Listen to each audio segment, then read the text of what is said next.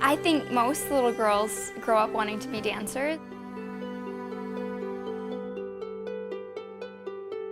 I started doing it when I was young and I loved it, and I don't think I was very good kind of until I hit the age of about 14, and that's when like the hard work kind of started to pay off and I started to really grow as a dancer.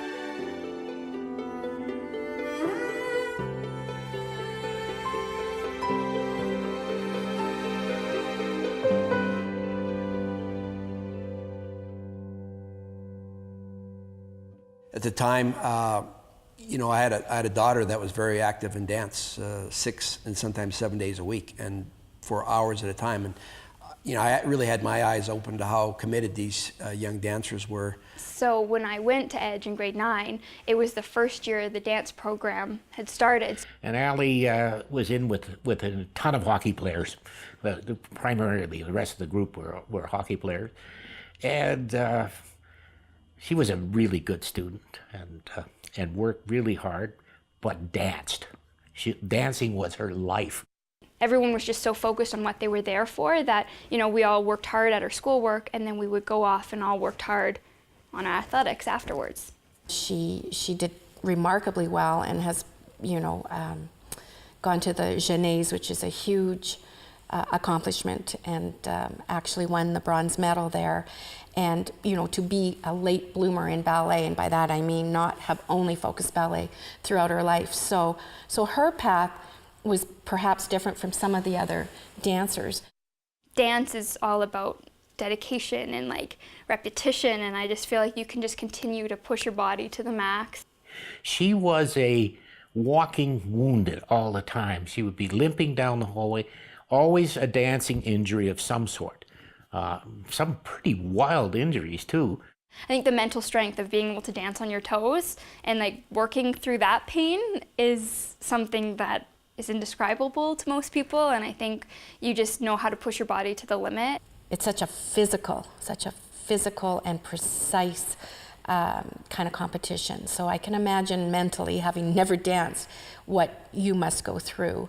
We might not break collarbones or I don't know, but we dance through blisters, which is probably equally as painful. And I don't know, I think mentally you have to be tougher if you're a dancer than a hockey player.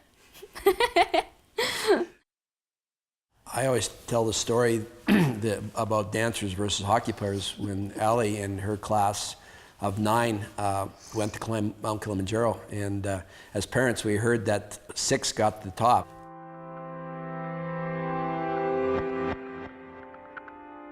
For the mountain trek, it was 5 days, and everyone was good up until kind of the last day. I didn't realize how cold it was going to be, so we start trekking up, and 5 hours in, we're like, oh my gosh, like our fingers were numb, like we were singing just to keep going, or there'd just be like long moments of silence. And then we kind of got to the second last stop, which is right before the glacier part of the mountain, and that was when people were backing out because of hypothermia. But we all joked that the 3 dancers would be at the top, and it turned out they were. I think probably because they dressed warm, but I think that was one that they probably hung over the other poor guys for a while, but Absolutely. It was all a good experience. Yeah. But it was pretty incredible to be able to stand on the top of the mountain and know that we had accomplished that, and just to really be able to push your body to the limits. It just makes you feel like you can do anything. And hop. Now, long leg. I had got into Boston Ballet, and it was really special to me because my brother was playing hockey at Boston College. I was happy there, but I just felt like something was missing, and that's when season 1 of So You Think You Can Dance Canada was auditioning. The way she conducted herself, I was so proud of her because, she was under a lot of stress, more than you even realize. It was like a crash course on just like everything real world wise. And for me, it was 3 months of literally non-stop dancing, and it was day after day and learning new thing after new thing and performing live, and it was just such a good energy, and that's when I knew that I wanted to be able to perform. Mentally tough, really tough, probably tougher than her brother. If I, he wouldn't like to hear that. But this kid was mentally tough. So I really didn't understand, how talented she was. So I remember my mom's really excited. My mom's the biggest fan in the world for anything, in a great way. But she's telling me, oh, Allie's done really well, and she started moving up. And then I'm going, when she made it to the top 20, I'm going, holy cow, like this is legit. She went in at 17, danced across the stage in a tutu with one shoe on and one shoe off, and she I remember her phoning saying, yeah, I think I can get in the top 10, so confident, and of course she did and ended up being runner-up. I was blown away, and I said, what an achievement, because I'll tell you this, if we had some sort of hockey competition and we had to go to the same type of thing, I don't even think I would have made it to the top 500. So it kind of puts it in perspective, but because the dance world isn't as transparent in regards of, outside kind of competition, I had no clue that she was as talented as she was. She said to me, you know what? I'm danced out. I'm ready to act, and moved out to Vancouver and started pursuing her acting career. When I started into acting, I guess, I was more focused on being a dancer for film and TV. As I would sit on sets and watch these actors, and I kept thinking to myself, why can't I do that? And so I immediately got into acting classes. She made this transition really quickly from essentially being a dancer to wanting to be an actress.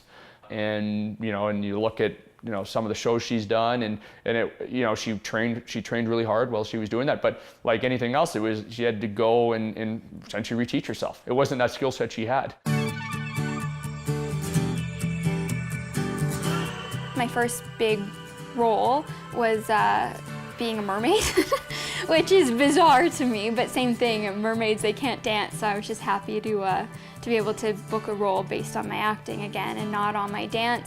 Her stint with Mako Mermaids over in Australia was again a wonderful experience for her. Hard work. She was over there 6 months at a time, and she'll tell you this, but these tails that she wore, I forget the weight of them, 20, 30 pounds, but it was agonizing and hard physical work, which she was amazed at, plus the acting. But it's, I know she's proud of that series, and of course it's geared again for a younger generation. My grandkids watch that on Netflix, and they're watching this, and they're thrilled to watch this. They fall in love with this one mermaid. And so I'm coming in, and they said, Grandpa, you got to look and see this. They call me Poppy. They said, Poppy, you got to see this this mermaid. We really like this mermaid. And I look at, that's Allie Bertram. I said, I taught her. And they said, sure you did, Grandpa. Sure you did. And there was no absolute belief that I had done that. It was such a cool experience because I got to live in Australia for 2 years and be a mermaid and be on a show that's shown around the world. I mean, I have fans everywhere from like Russia to Greece to Italy to Brazil. So it's pretty incredible that it's been like a worldwide show and a great platform for my acting. Follow your passion. Like, find your passion, whatever it is, and make sure that you follow it and live it and dream it if you have to, and we're there to support you, no matter what. Yeah, I love dance. It's the first thing I do when I go to a new city is I go and watch the ballet, and I completely appreciate it. And I mean, I'm very fond of my memories, and I'm glad that I was so focused, because not that it kept me out of trouble. I don't think I would have been a troubled kid, but it was definitely my major priority, and I'm just glad that I was so focused on it growing up. And Allie, samely put out there that she's going to do what she did. And it took risk, and risks of failure. And a lot of people just aren't prepared to put it out there. And I really respected that maybe they got this from Edge, but they put it out there and went for it. And that's a great attribute. I want to continue acting, and I just want to continue to do what I love and been given all these opportunities to perform, and I just want to continue to do it because honestly that's the happiest I ever am, is when I'm working, when I'm on a set, when I'm doing new things and learning new things, and then the reaction of people watching what I do is pretty incredible, that you can be a role model for young girls, and it's just, I want to continue to do that. I want to continue to be a good influence on people.